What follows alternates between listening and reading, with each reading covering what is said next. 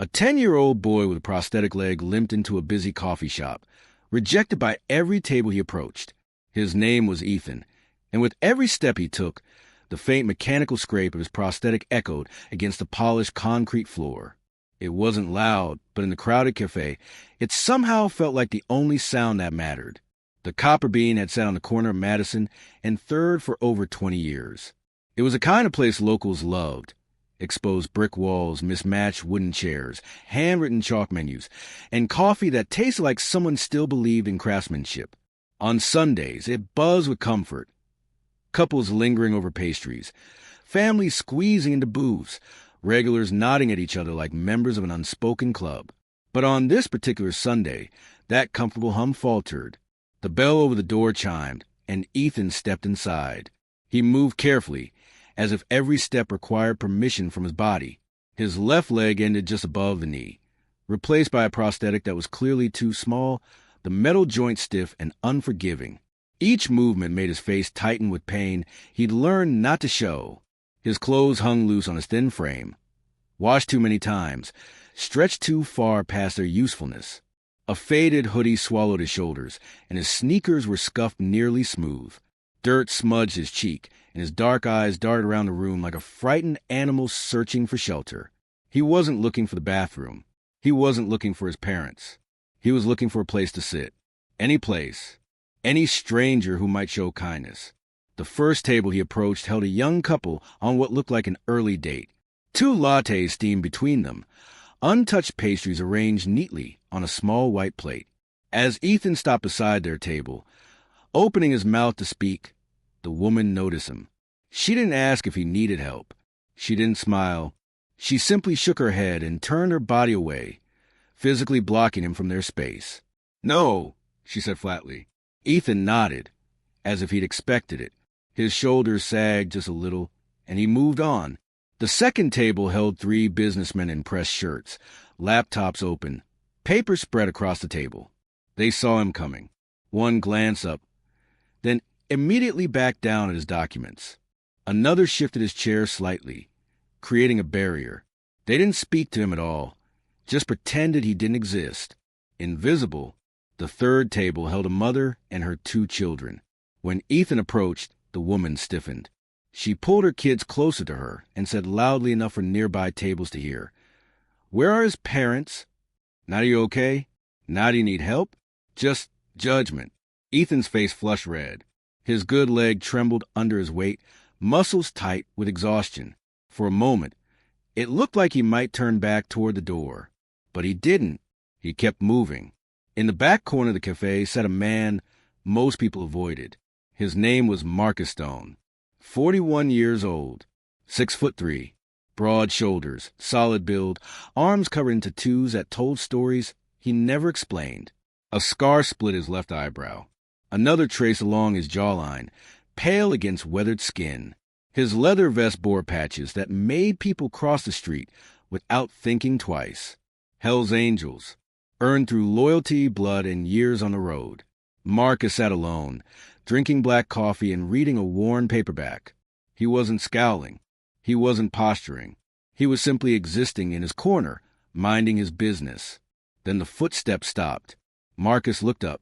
Ethan stood in front of his table, so close Marcus could see the faint grime under his fingernails, the way his chest rose and fell too quickly, like he'd been holding his breath for a long time. His voice barely broke through the noise of the cafe. Can I sit here?" he asked. Then, softer, almost apologetic, everyone else said no. Marcus didn't hesitate. He hooked the leg of the chair across from him with his boot and pushed it out. "Yeah, kid," he said. "Sit." The relief that flooded Ethan's face was immediate and overwhelming. His knees wobbled as he moved toward the chair, the prosthetic dragging slightly with each step. Halfway there, his balance gave out. Marcus was on his feet in an instant. He caught the boy before he hit the floor, steadying him with hands that were scarred and rough, but gentle. "Easy," Marcus said quietly. "I got you." As Ethan settled into the chair, his sleeves shifted. That's when Marcus saw the bruises. Yellow and purple marks bloomed across the boy's forearm. Darker bruises circled his upper arm in a pattern Marcus recognized instantly. Fingerprints. Adult-sized fingerprints, gripped hard enough to leave their mark. Marcus's jaw tightened. He'd spent 15 years on the streets. 15 years learning to read situations most people ignored. And when a child showed up alone, injured, starving, and asking strangers for help, something was very wrong. "What's your name?" Marcus asked gently. "Ethan," the boy whispered. "You hungry, Ethan?" Ethan nodded, eyes wide, like he didn't quite believe the question was real. Marcus stood and ordered without asking permission. A sandwich, a bag of chips, and a mug of hot chocolate. When the food arrived, Ethan stared at it like it might vanish if he looked away. "Go ahead," Marcus said softly. "It's yours." Ethan ate like someone who hadn't seen food in days. Not messy, not playful, careful, desperate. Each bite was small, controlled, like he was rationing. His hands trembled. Every few seconds, his eyes flicked up to Marcus, checking to make sure he was still there. Finally, between bites, he spoke. "I'm not supposed to be here." Marcus set his coffee down. "Where are you supposed to be?" "Home." The word came out flat. "Empty." But I couldn't stay there anymore. "Why not?" Ethan's hand started shaking. The sandwich slipped from his fingers and landed back on the plate. His breathing quickened. Tears filled his eyes, held back for far too long. Then the dam broke. "He hurts me," Ethan sobbed. "My uncle, after my parents died in the accident, after I came to live with him, everything changed." Marcus's blood ran cold. "How'd you lose your leg, Ethan?" The boy looked down, shame flooding his face. He said it was an accident. We were in the garage. He was backing out his truck. But he saw me. He knew I was there. And he didn't stop. The words hung between them like poison. An accident. Except it wasn't. And then Ethan whispered the worst part. "I heard him on the phone last week. He said, if something happens to the kid, I get everything. The house. The insurance. All of it." Marcus went perfectly still. Inside him, something primal woke up. This wasn't just abuse. This was murder. Slow, calculated, hidden behind the mask of a grieving uncle. "Ethan," Marcus said, voice low and steady, "I need you to tell me everything. I'm not going anywhere." And somehow, Ethan believed him. Ethan hesitated at first, as if years of fear had taught him that speaking too much only made things worse. But Marcus stayed exactly where he was, one hand resting calmly on the table, the other wrapped loosely around his coffee mug. He didn't rush him. He didn't interrupt. He waited. "He locks the pantry," Ethan whispered at last. "Says I don't deserve to eat if I can't do my chores. But I'm 10. I can't do everything he wants." Marcus felt his fingers curl into fists beneath the table. "He got the insurance money from my parents," Ethan continued. $500,000. But he says it's all gone. That I'm too expensive." His voice cracked. "But I see the new truck. The new TV. He's not broke." Marcus knew exactly what was happening. The man hadn't seen Ethan as a child. He'd seen him as an obstacle. Something standing between him and complete control of that money. Marcus pushed his chair back and stood slowly. Instant panic flooded Ethan's face. "You're not leaving me, are you?" he asked, his voice trembling with the familiar terror of being abandoned again. Marcus immediately knelt down, so they were eye level. "I'm not leaving you," he said firmly. "Not ever. But I am going to make sure that man never hurts you again. You hear me?" Ethan nodded, clinging to every word. Marcus stepped outside the coffee shop and pulled out his phone. He scrolled to a number he hadn't needed to dial in years, but never forgot. "Brick," he said when the line connected.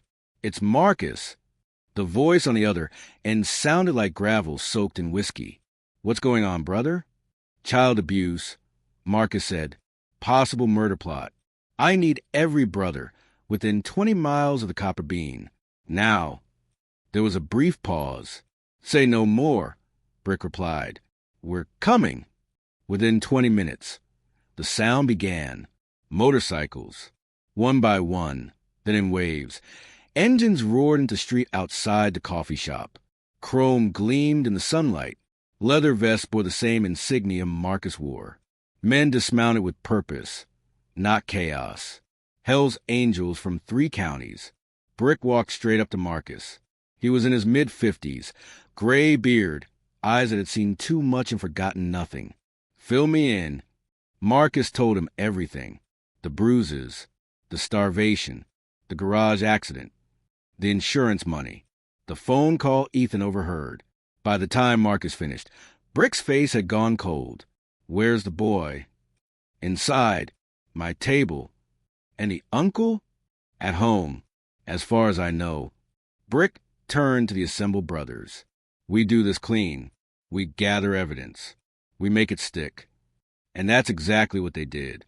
2 members went door to door in Ethan's neighborhood, asking questions calmly, respectfully. What they found chilled everyone. Neighbors had noticed things. One woman said she hadn't seen the boy playing outside in months.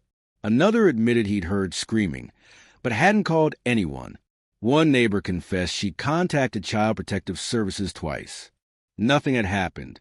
Inside the coffee shop, 3 brothers sat with Ethan, carefully documenting everything, dates, times, exact words.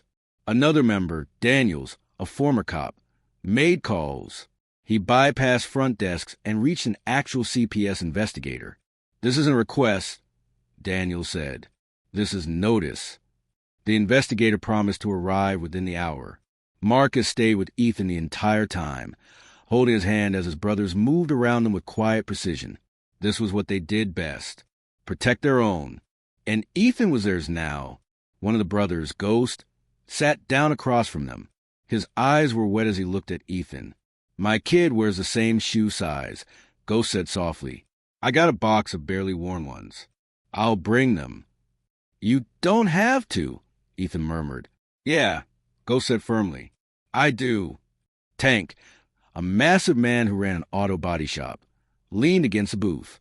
"When this is over," he said to Marcus, "appointments, therapy, gear, whatever he needs. You don't do this alone." Even the barista, Sophie, brought over another hot chocolate. "On the house," she said gently. "Thank you." By the time Ethan finally fell asleep in the booth, exhausted from crying and talking, Marcus didn't move. He let the boy rest against his shoulder, even as his arm went numb. That evening, police arrived at the uncle's house. They found him in the garage, working on his new truck. The same truck. They read him his rights right there in the driveway.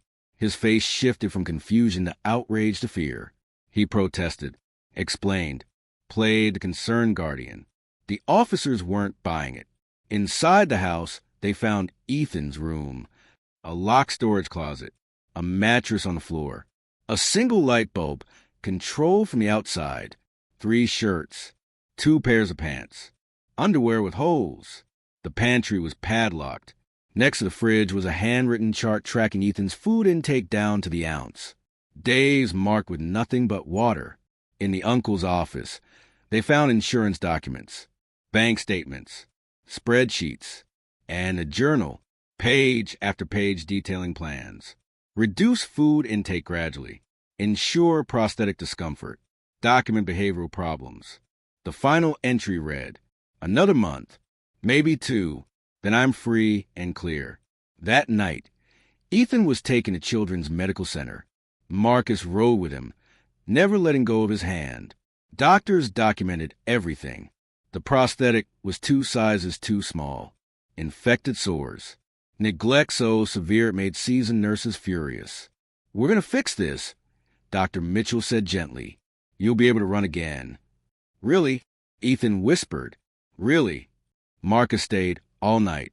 At 3 a.m., Ethan woke screaming from nightmares. "He can't get you here," Marcus promised. "And when you leave, you're coming home with me." "You really want me?" Ethan asked. "Even though I'm broken?" Marcus leaned close. "You're not broken. You survived." 3 weeks later, in court, Judge Patricia Chin looked at Ethan kindly. "Is there someone you feel safe with?" Ethan squeezed Marcus's hand. "Him." "Do you understand this is forever?" the judge asked Marcus. "Yes," Marcus said, "and I want it." 6 months later, the brothers threw Ethan a birthday party. Cake, balloons, laughter. When the motorcycles roared to life in unison, Ethan laughed from somewhere deep inside.